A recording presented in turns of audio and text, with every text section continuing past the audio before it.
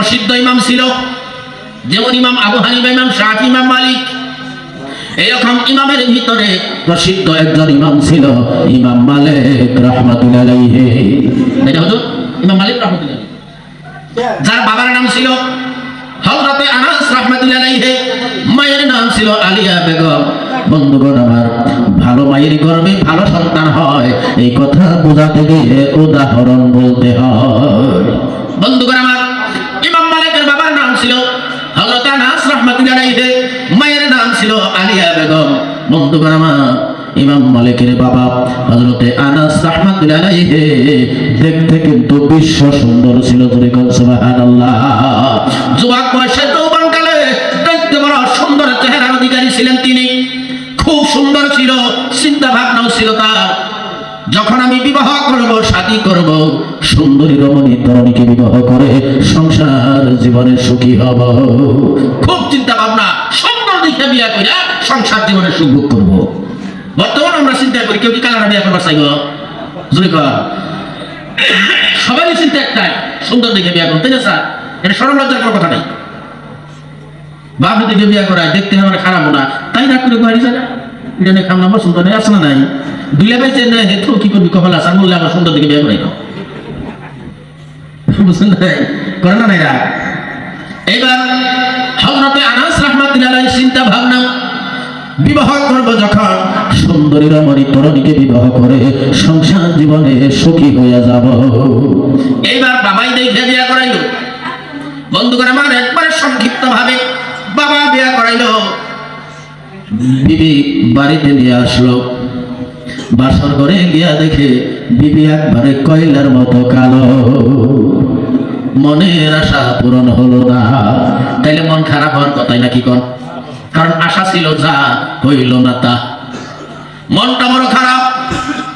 বাসার ঘরের দিকে অভিমান করে বের হয়ে আসলো। রাত তখন গভীর, না না, এই বিবি নিয়ে সংসার করা সম্ভব না।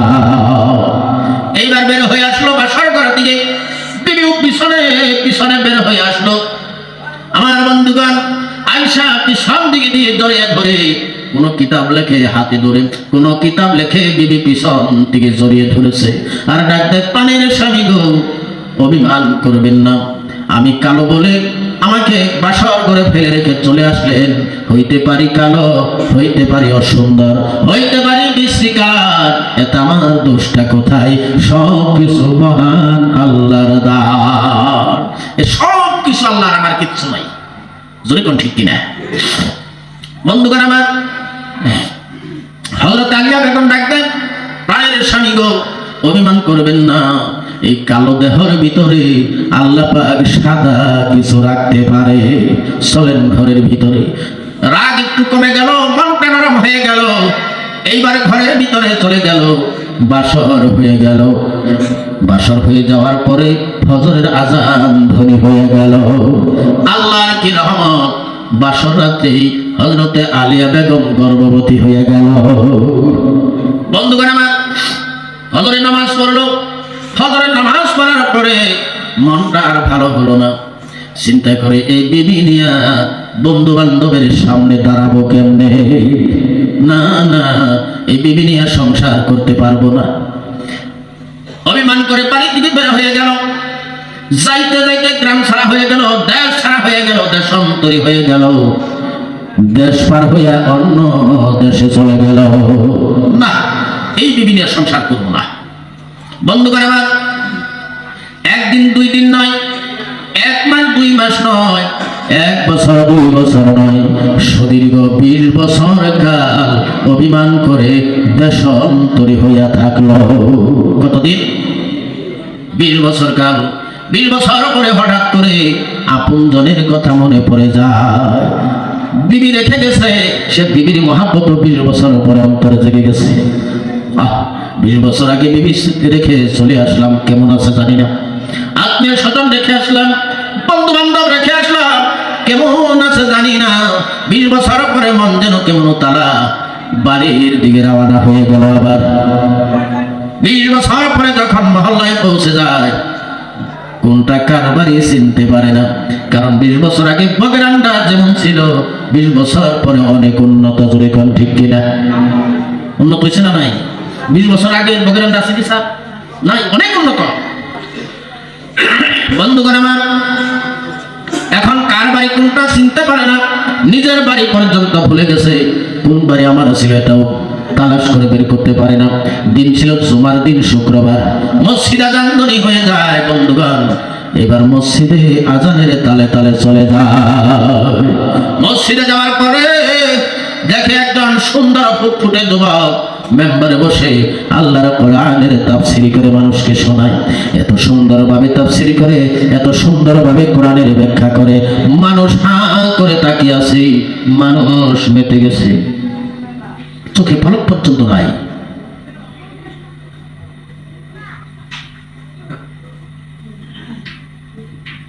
বন্ধুগণ আমার, চোখে পলক পর্যন্ত নাই।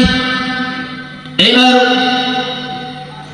হযরতে আনাস রাহমাতুল্লাহ আলাইহি নিজেও মশগুল হয়ে গেল। আহারে, এত সুন্দরভাবে কোরআনের তাফসীর ব্যাখ্যা জীবনে কোনোদিন শুনি নাই। আর এত সুন্দর সন্তান পৃথিবীতে কোনোদিন আমিও দেখি নেই। বন্ধুগণ আমার, নামাজ শেষ হয়ে গেল, সমস্ত মুসল্লি বের হয়ে আসলো।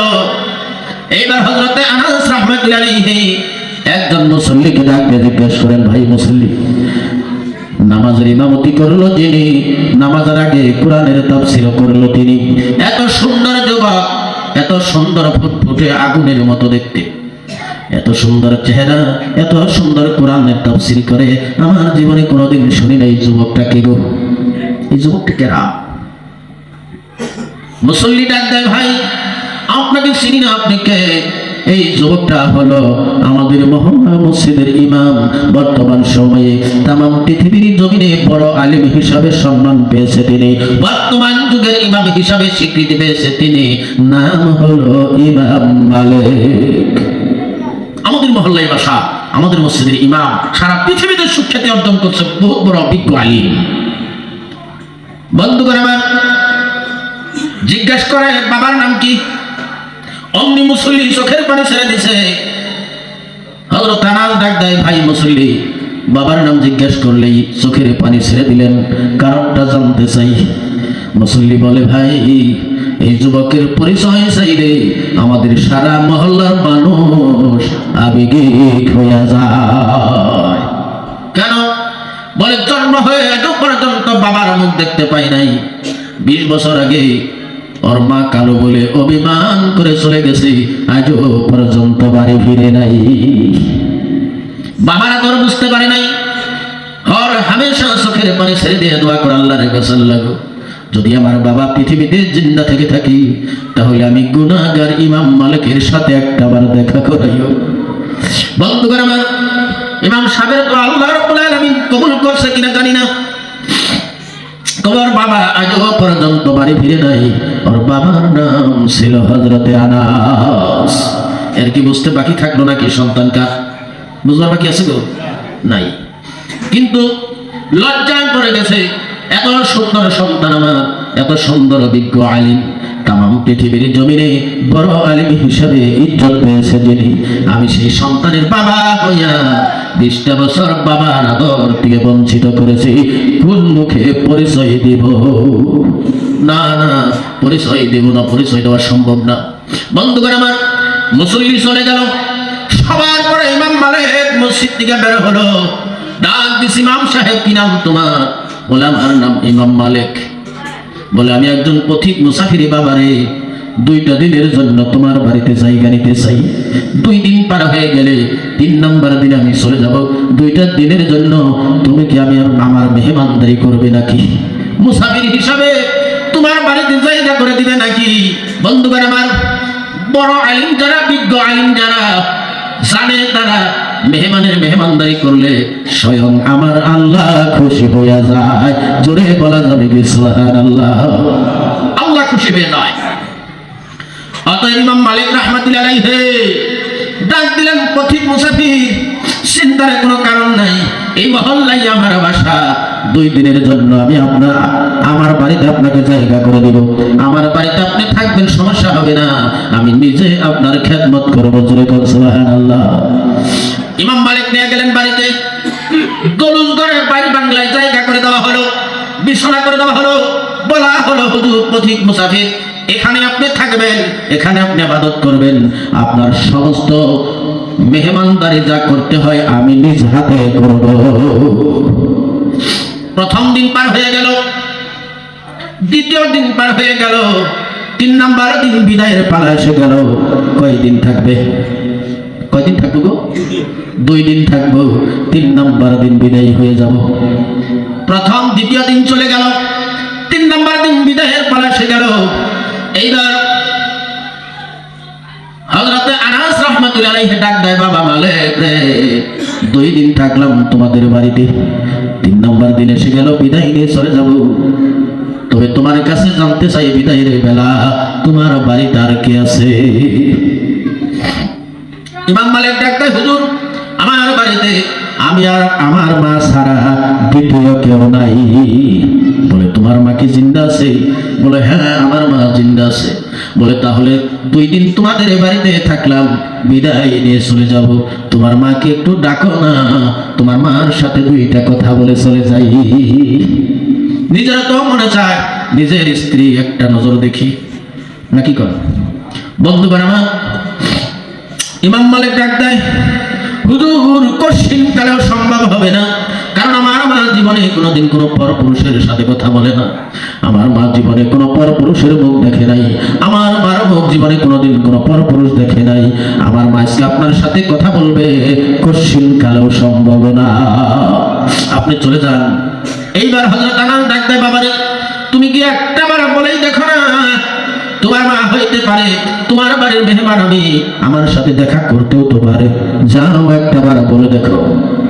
ইমাম মালিক চলে গেলেন মায়ের কাছে, মাগো আমাদের বাড়ির মেহমান যিনি, 2 দিন পার হয়ে গেল, 3 নাম্বার দিন বিদায়ের পালা এসে গেছে, বিদায় নেওয়ার আগে তোমার সাথে একটু কথা বলতে চাই, তুমি কি কথা বলবে নাকি? ইমাম মালিকের মা আলিয়া বেগম বলে, বাবারে আমার জীবনে কোনো পরপুরুষের সাথে কথা বলার রেকর্ড নাই, কোন পরপুরুষ আমার গলার আওয়াজ পর্যন্ত শুনে নাই, বাবারে আমি কোন পরপুরুষের সাথে কথা বলতে পারবো না, যাও বিদায় করে দাও, তার সাথে আমি কথা বলা সম্ভব হবে না। এইবার চলে আসলো, ডাক দেয়, হুজুর আমার মা আপনার সাথে কথা বলবে না, কারণ আমার মা একজন পরদানা শিক্ষা ধার্মিকা মহিলা, জীবনে কোনোদিন কোনো পরপুরুষের সাথে কথা বলে নাই, জীবনে কোনোদিন কোনো পরপুরুষ আমার মার মুখ দেখতে পায় নাই, আমার মাও কোনো পরপুরুষের মুখ দেখে নাই, বিদায় আজকেও আপনার সাথে কথা বলবে না, আপনি বিদায় নিয়ে চলে যেতে পারেন। এবার হযরত আনাস ডাক দেয়, বাবা মালিক তোমার মা পরদানা শিক্ষা ধার্মিকা মহিলা, তোমার মা জীবনে কোনোদিন কোনো পরপুরুষের সাথে কথা বলে না, তোমার মা জীবনে কোনোদিন কোনো পরপুরুষের মুখ দেখে নাই, তোমার মার মুখ কোনো পরপুরুষ দেখে নাই, তবে তোমার মার কাছে আরেকটা বার তুমি যেতে হবে। বলে কেন? বলে তোমার মার কাছে গিয়া বলো, তোমার মার যদি মনে হয় তুমি একটাবার জিজ্ঞেস করে দেখো, তোমার মা কোনোদিন কি কোনো পুরুষের হাত ধরে বলছিল? হইতে পারি কালো, হইতে পারি অসুন্দর, হইতে পারি বিশ্রী কালার, এটা আমার দোষটা কোথায় রে? সব কিছু মহান আল্লাহর দান। যাও তোমার মার কাছে জিজ্ঞেস করো, তোমার মা যদি মনে হয়ে যায় তাহলে তুমি বলো যে পুরুষটার হাত ধরে জীবনে একটা বার এই কথা বলছিল, সেই পুরুষটাই যেন তার বাড়ির মেহমান। এইবার ইমাম মালিক দাউরিয়া চলে গেলেন মায়ের কাছে, মা আজকে একটি সত্যি কথা তুমি বলতে হবে, মিথ্যা গোপন করতে পারবে না, সত্য গোপন করতে পারবে না, মিথ্যা বলতে পারবে না। বলে বাবারে আমার জীবনে মিথ্যা বলার রেকর্ড আমার নাই, যা জিজ্ঞাসা করবে সঠিক উত্তর পাবে। বলে মা গো আমার বিশ্বাস হয় না, তারপরেও তোমার কাছে জিজ্ঞাসা করতে হয়। বলে কি জিজ্ঞাসা? তাড়াতাড়ি জিজ্ঞেস কর। বলে মা তুমি জীবনে কোনোদিন কোনো পরপুরুষের সাথে কথা বলো না, তোমার মুখ কোনোদিন কোনো পরপুরুষ দেখতে পাই নাই, তুমিও কোনো পরপুরুষের মুখ দেখো নাই মা গো, তবে তোমার কি মনে হয় জীবনে কোনোদিন কোনো পুরুষের হাত ধরে বলছিলে? হইতে পারি কালো, হইতে পারি অসুন্দর, হইতে পারি বিশ্রী কালার, এতে আমার দোষটা কোথায় গো? সব কিছু মহান আল্লাহর দান। এই কথা জিজ্ঞাসা করার সাথে সাথে সাথে ইমাম মালিকের মা আলিয়া বেগম দুইটা চোখের পানি ছেড়ে দিয়ে কান্দে। আর ডাক দেয়, বাবা মালিক, কি জিগাই রে, এমন কথা বললি রে বাবা, 20 বছর আগের পুরনো জ্বালা মনের ভিতরে আবার জ্বালিয়ে দিলি। 20 বছর আগে তো আগুন আমার বুকে ছিল বাবা রে, তোরে পাওয়ার পর আগুনটা কোনো মতে নিভিয়েছিলাম, আজকে আবার এমন কথা বলে দিলি রে, 20 বছর আগের পুরনো আগুন যেমন বুকে জ্বালিয়ে দিলি। ইমাম মালিক ডাকতে, মা কেন কান্দ? বলে, বাবা রে, আমি উত্তর দেওয়ার আগে তুমি বলতে হবে, এই কথা তো তুমি জানার কথা না, তুমি জানার কথা না বাবা রে, তুমি কোথায় জানতে পারলে এটা আগে বলো। ইমাম মালিক ডাক দেয়, মা গো, আমাদের বাড়ির মেহমান যিনি গো, তিনি বলছে তার হাত ধরে নাকি জীবনে তুমি একটাবার এই কথা বলছি। ইমাম মালিকের মা ডাক দেয়, বাবা রে, এই কথা যদি ওই মানুষটা বলতে পারে, আর দেরি করিস না, বাড়ির ভিতরে নিয়ে আয়।